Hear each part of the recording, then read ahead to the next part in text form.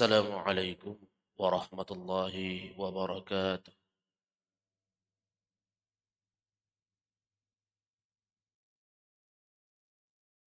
إن الحمد لله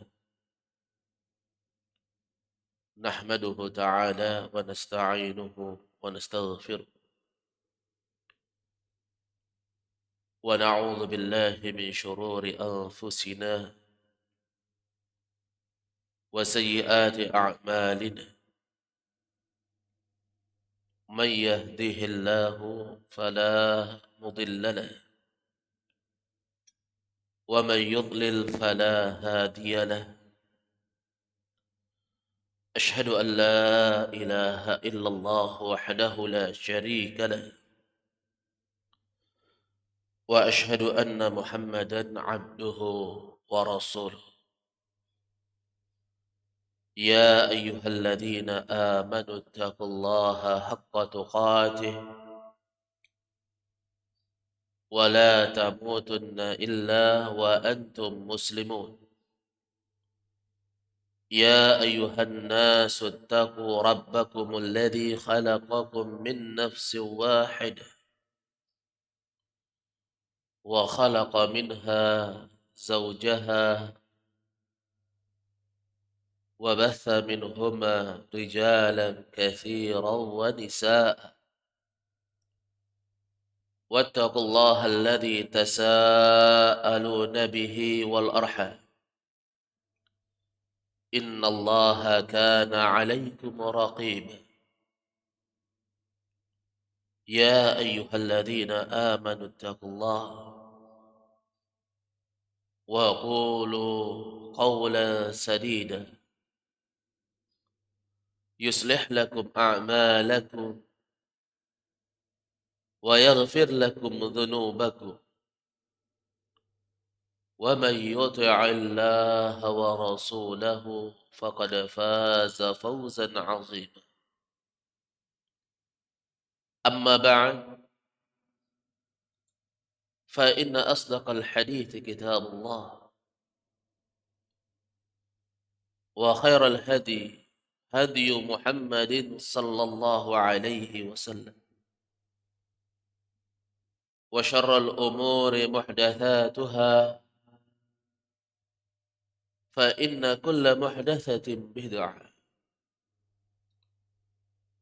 وكل بدعة ضلالة وكل ضلالة في النار.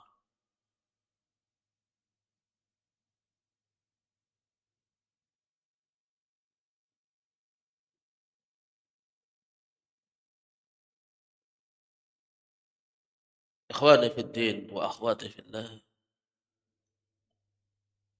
rahimani wa rahimakumullah. Alhamdulillah, di kesempatan subuh hari ini Allah mudahkan kita untuk kembali melanjutkan pembahasan membaca sebuah kitab yang ditulis oleh Syekh Muhammad Jamil Zainu rahimahullahu ta'ala dengan kitabnya yang berjudul Manhaj Al-Firqatin Najiyah, jalan golongan yang selamat. Keselamatan adalah yang diharapkan oleh setiap hamba. Dia ingin mendapatkan kebaikan dan kemuliaan dunia maupun akhirat. Orang-orang yang selamat kelak di kemudian hari telah diberitakan oleh Rasulullah sallallahu alaihi wasallam dan disampaikan bagaimana jalan yang harus mereka tempuh, bagaimana kondisi dan keadaan mereka, bagaimana amalan dan perbuatan mereka. Dan di kitab ini Syekh Muhammad Jamil Zainu rahimahullahu taala memberikan gambaran petunjuk syariat akan jalan golongan yang selamat tersebut. Akhwani fid din wa akhwati fillah rahimani wa rahimakum. Beliau rahimahullahu taala berkata, al-firqatun najiyah yuhyuna sunan ar-rasul sallallahu alaihi wasallam fi ibadatihim wa sulukihim wa hayatihim fa asbahu ghuraba'un baina qaumihim.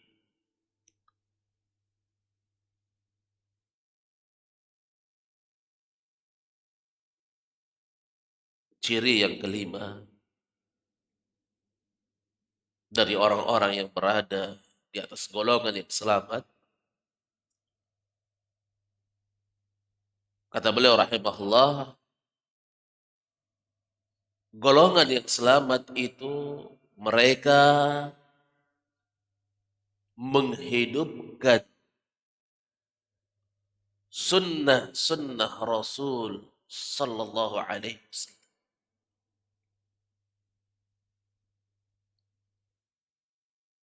Apa yang diketahui dari perintah dan anjuran dari syariat yang dibawa oleh Rasulullah sallallahu alaihi wasallam, mereka hidupkan. Walaupun sunnah-sunnah yang dipandang remeh, walaupun sunnah yang dianggap kecil, apalagi sunnah-sunnah yang merupakan inti syariat. Apalagi perkara-perkara yang menjadi ciri pembeda antara yang hak dan yang batil. Orang-orang yang taat dan maksiat, maka mereka menghidupkan sunnah-sunnah Rasulullah sallallahu alaihi wasallam fi ibadatihi, di dalam ibadah mereka. Mereka tidak mau beribadah kecuali dengan cara yang telah ditetapkan oleh syariat. Tidak melakukan kecuali hal tersebut telah disampaikan oleh Nabi sallallahu alaihi wasallam. Dan tidak membiarkan di dalam ibadah mereka ada amalan-amalan yang mereka tinggalkan. Di dalam salat, ketika Nabi sallallahu alaihi wasallam mengatakan, "Sallu kama ra'aitumuni usalli." Salatlah kalian sebagaimana saya salat, maka mereka betul-betul menjaga ibadah salat mereka sebagaimana salatnya Nabi sallallahu alaihi wasallam.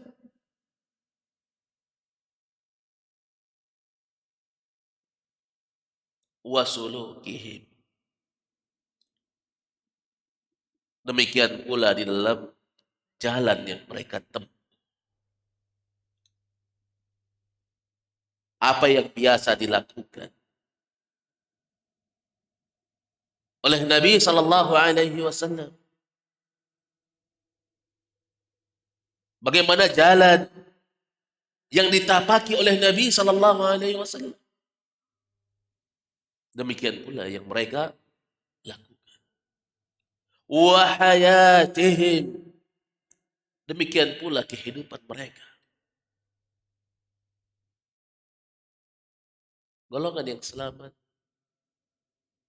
adalah golongan yang betul-betul menghidupkan bimbingan dan tuntunan Nabi sallallahu alaihi wasallam. Karena itu Nabi sallallahu alaihi wasallam ketika ditanya siapa golongan yang selamat itu, Beliau pun menjawab, ma ana alaihil yauma wa ashabi. Siapa saja yang melakukan apa yang aku lakukan pada hari ini dan yang dilakukan oleh para sahabat. Inilah golongan Islam. Bukan sekadar pengakuan di lisan. Kami berada di atas kebenaran. Kami adalah al-haq. Kami salafi. Kami sunni. Tapi al-firqatun najiyah, golongan yang selamat itu betul-betul melakukan, berbuat sesuai apa yang diperbuat oleh Nabi SAW. Baik ucapannya ataupun perbuatannya sejalan dengan apa yang telah dituntunkan oleh Nabi SAW. Kemudian kata beliau, fa asbahu ghuraba'un baina qaumihim, sehingga mereka asing di tengah-tengah kaum mereka. Mereka dianggap aneh. Di tengah-tengah kejahilan umat, di tengah-tengah pudarnya ilmu, tidak pahamnya orang terhadap syariat, ketika mereka menghidupkan sunnah Nabi SAW, maka mereka pun dianggap asing. Contoh saja, misalnya untuk laki-laki ketika memanjangkan jenggot. Dia biarkan jenggotnya tumbuh. Padahal semua tahu Nabi kita Muhammad SAW itu berjenggot. Para sahabat Nabi SAW menumbuhkan jenggot mereka.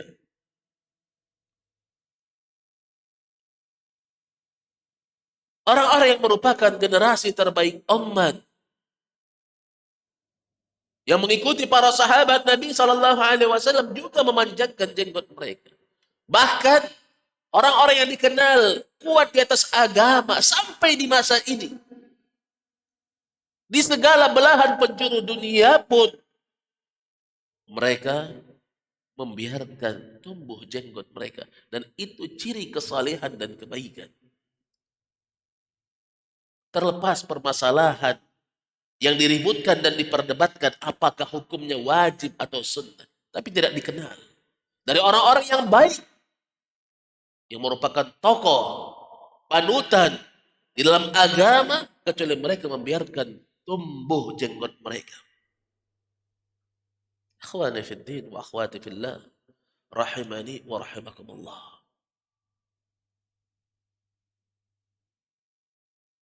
Orang-orang yang menghidupkan sunnah akan dianggap asing. Rasulullah sallallahu alaihi wasallam telah menyebutkan dalam hadis yang diriwayatkan oleh Al-Imam Muslim, innal Islam bada'a ghariban wa sayaudu ghariban kama bada'a fatuba lil ghuraba. Sesungguhnya Islam mulai dalam keadaan asing. Orang merasa aneh dengannya. Orang merasa ganjil. Orang heran. Kok ada yang seperti ini? Islam bermula dalam keadaan asing. Ketika Nabi kita Muhammad sallallahu alaihi wasallam menyerukan la ilaha illallah, mengajak kaumnya untuk mentauhidkan Allah, memurnikan ibadah hanya kepada Allah Subhanahu wa taala semata dan meninggalkan kesyirikan. Maka coba lihat apa jawaban kaum. Aja'alal alihata ilaha wahida inna hadha la syai'un ujab. Apa engkau ya Muhammad ingin menjadikan Tuhan cuma satu, yang disembah, yang diibadahi hanya cuma satu saja? Telah dimaklumi orang-orang musyrikin memiliki banyak berhala. Ada 3 berhala mereka yang terkenal dari berhala besar mereka. Ada Lata, ada Uzza, ada Manat. Dan mereka memiliki berhala-berhala yang sangat banyak di dalam Ka'bah, dan sekitar Ka'bah ada sekitar 360-an berhala. Sementara Nabi Muhammad SAW mengajak la ilaha illallah. Tidak ada yang berhak diibadahi kecuali Allah. Yang inti dari seruan dakwah Nabi kita Muhammad SAW adalah mengajak untuk memurnikan ibadah hanya kepada Allah dan meninggalkan segala bentuk penyembahan kepada selain Allah Subhanahu wa taala. Mereka pun heran dengan, apa engkau ingin menjadikan Tuhan itu hanya satu? Akhwani fiddin wa akhwati fillah, rahimani wa rahimakumullah.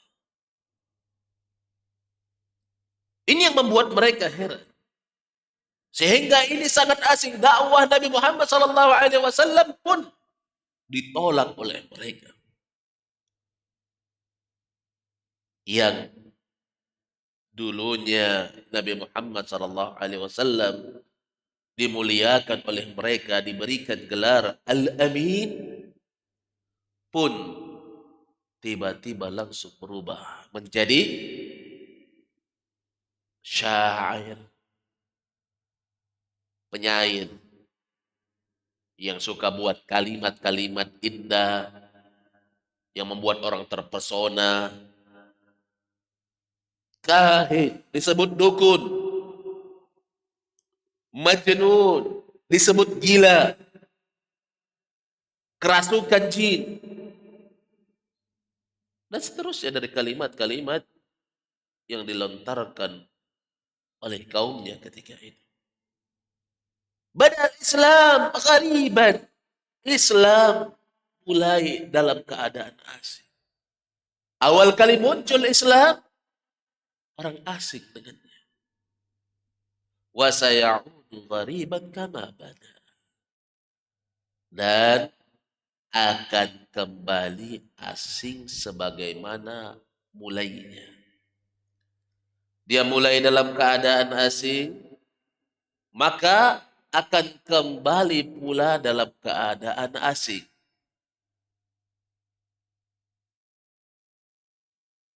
Ini akan terjadi. Umar ibn Khattab radhiyallahu taala anhu berkata, "Innama tunqadu ural islami urwatan urwah. Idza nasha'a fil Islam wa lam ya'rif fil jahiliyah." Sesungguhnya ikatan Islam itu akan terlepas seikat demi seikat. Idza nasha'a fil Islam, ketika dia tumbuh, hidup, berkembang di dalam Islam, kemudian dia nggak tahu bagaimana jahiliyah terdahulu.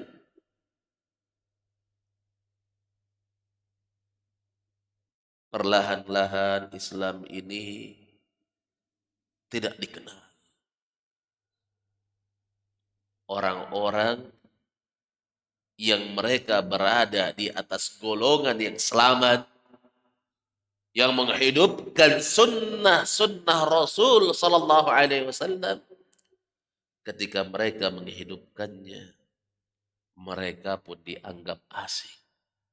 Kalau dulu asing di tengah kaum musyrikin, hari ini orang-orang yang menghidupkan sunnah asing di tengah-tengah kaum muslimin itu sendiri.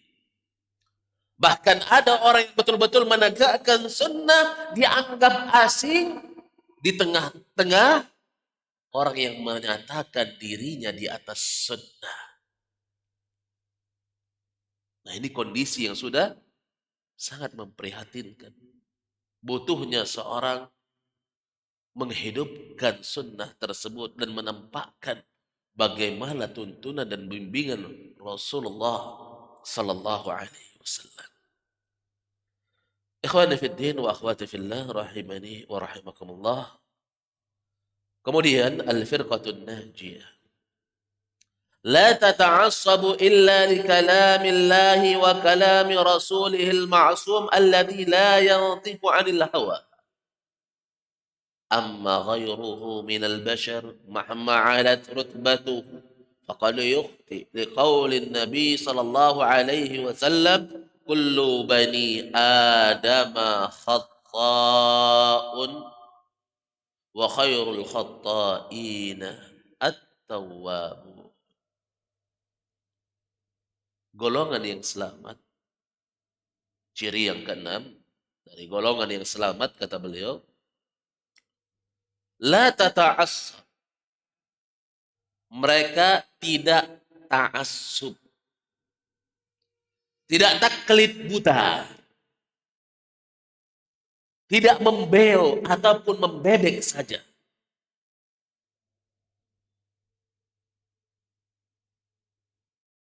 Mereka tidak ta'assub, tidak taklid buta, tidak serta-merta mengikut, menerima bulat-bulat. Illa li kalamillahi wa kalami rasulihil ma'sum. Kecuali hal tersebut adalah firman Allah subhanahu wa ta'ala dan sabda Nabi sallallahu alaihi wasallam yang ma'sum, yang dijaga. Alladzi la yantiqu 'anil hawa, yang beliau sallallahu alaihi wasallam tidak berucap dari hawa nafsunya. Ini disebut dalam Al-Qur'an. Wa ma yantiqu 'anil hawa in huwa illa wahyun yuha. Beliau sallallahu alaihi wasallam tidaklah berucap dari hawa nafsunya, melainkan yang beliau ucapkan adalah wahyu yang diwahyukan. Apa yang diwahyukan oleh Allah Azza wa Jal, maka itulah yang disampaikan oleh Nabi sallallahu alaihi wasallam. Sabda beliau dijaga di atas bimbingan dan tuntunan, di atas kebaikan dan kemuliaan.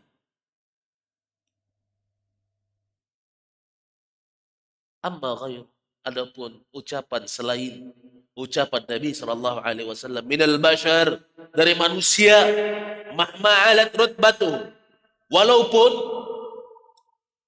tinggi kedudukannya, walaupun dia seorang ulama, walaupun dia seorang imam, walaupun dia orang yang memiliki kedudukan yang lebih hebat daripada itu, faqad yukhti, terkadang dia jatuh dalam kesalahan. Ini sifat manusia. Ini yang dipahami oleh para sahabat Nabi sallallahu alaihi wasallam sendiri. Bahkan Abu Hurairah radhiyallahu taala anhu pernah marah ketika beliau menyampaikan hadis Nabi sallallahu alaihi wasallam, kemudian orang-orang mengambil selain sabda Nabi sallallahu alaihi wasallam. Kata Abu Hurairah, aqulu qawla Rasulillah sallallahu alaihi wasallam wa taqulun qawla Abu Bakr wa Umar. Aku menyampaikan sabda Nabi sallallahu alaihi wasallam sementara kalian menyampaikan ucapan Abu Bakar dan Umar. Lihat, ini Abu Bakar dan Umar, sahabat yang termulia. Dua sahabat yang memiliki keagungan dan kedudukan. Tapi ingat, ucapan siapapun juga, kalau bertentangan dengan sabda Nabi Sallallahu Alaihi Wasallam, harusnya orang pahami yang diambil adalah sabda Nabi Sallallahu Alaihi Wasallam. Dan tidak satupun dari sahabat, tabi'in, dan orang-orang yang mengikuti mereka dengan baik, kecuali semua sepakat untuk mengikuti sabda Nabi Sallallahu Alaihi Wasallam dan menjadikan apa yang disabdakan oleh Nabi di atas ucapan seluruh manusia dan harus mereka ikuti. Ikhwani fid din wa akhwati fillah, rahimani wa rahim. Demikian pula yang dipahami oleh 4 imam mazhab. Setiap dari mereka tidak menyerang, tidak mengajak manusia untuk taklid kepada mereka, untuk mengikuti ucapan mereka. Tapi coba lihat, mereka memerintahkan dan mengajak manusia untuk berada di atas tuntunan syariat, mengikuti firman Allah dan sabda Nabi sallallahu alaihi wasallam. Bahkan Al-Imam Syafi'i mengatakan, "Idza sahhal hadits fahuwa madhhabi." Apabila sebuah hadis telah sahih, maka itulah pendapat.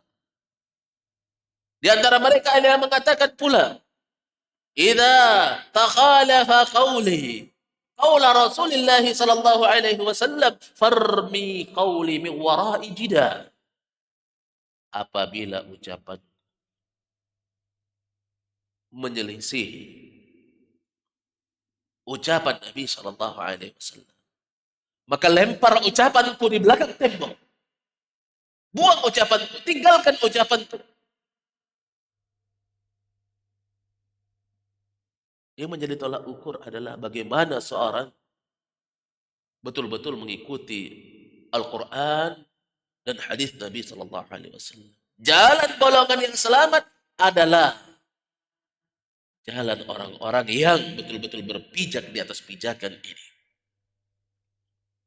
Mereka tidak ta'assub, tidak taklid kepada siapapun juga dari manusia. Yang mengikuti, yang mereka ikuti adalah firman Allah dan sabda Nabi sallallahu alaihi wasallam.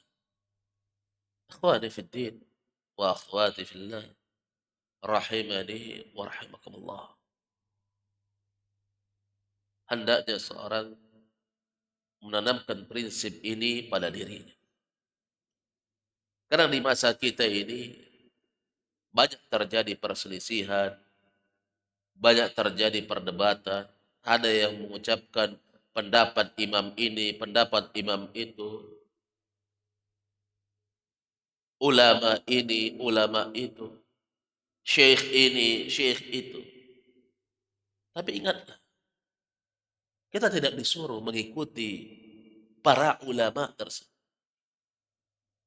Tapi golongan yang selamat adalah golongan yang betul-betul mereka berpijak di atas Al-Quran dan Sunnah. Apakah ada firman Allah Subhanahu wa taala yang menjelaskan itu? Apakah ada sabda Nabi sallallahu alaihi wasallam yang menerangkan permasalahan itu? Kalau ada, itu yang mereka ikuti.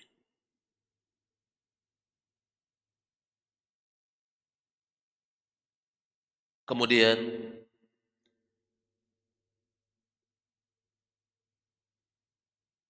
ulama faqad yukhti, terkadang mereka terjatuh dalam kesalahan. Liqaulihi sallallahu alaihi wasallam, berdasarkan sabda Nabi sallallahu alaihi wasallam, kullu bani Adam khata. wa khairul khatta'ina at-tawwabun. Setiap anak Adam khata, memiliki sifat senantiasa terjatuh dalam kesalahan. Ini sifat manusia. Mau banyak ilmunya, mau tinggi kedudukannya, mau dia terkenal, mau kuat hafalannya, anak Adam itu semuanya memiliki sifat khata, sering jatuh dalam kesalahan. Wa khairul khatta'in, dan sebaik-baik orang yang terjatuh dalam kesalahan adalah at-tawwabun, orang-orang yang bertaubat. Dia sadari kesalahannya, dia istighfar kepada Allah, dia kembali kepada Allah Subhanahu wa taala.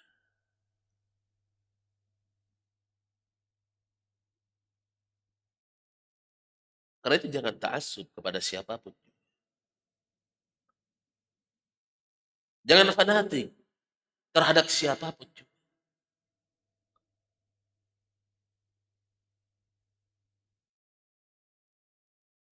Orang-orang yang berilmu, yang sampai pada jenjang mujtahid, bisa berijtihad, yang jujur kepada Allah Subhanahu wa taala. Mereka adalah orang-orang yang betul-betul menginginkan kebaikan kepada umat. Mereka adalah orang-orang yang senantiasa memperhatikan bagaimana dalil-dalil yang sahih. Namun terkadang mereka jatuh dalam kesalahan. Namun ahli ijtihad itu, kata Nabi SAW, in asaba falahu ajran. Kalau mereka mengeluarkan suatu hukum, menjelaskan suatu perkara berdasarkan ilmu dan talaah dia terhadap agama ini, dia mendapatkan 2 pahala. Yaitu pahala bagaimana kesungguhan dia di dalam meneliti dalil-dalil, dan pahala sesuai dengan sunnah Nabi SAW, sesuai dengan tuntunan syariat. Wa in akhta'a falahu ajrun wahid. Kalau ternyata dia salah, dia dapat 1 pahala. Yaitu pahala kesungguhan dia di dalam mencari kebenaran.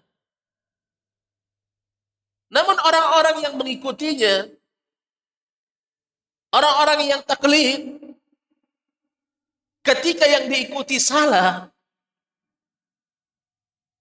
dan dia hanya taklid saja. Oh, yang penting saya ikut imam ini, yang penting saya ikut syekh ini, yang penting saya ikut ulama ini, yang penting saya ikut ustadz ini. Apa yang dia dapat? Apakah dia bisa bertanggungjawabkan perkara itu di hadapan Allah Subhanahu wa taala? Jangan ta'assub kepada siapapun dari manusia. Tapi ikutilah dalil-dalil syariat. Ikuti Al-Quran. Ikuti hadis Nabi sallallahu alaihi wasallam.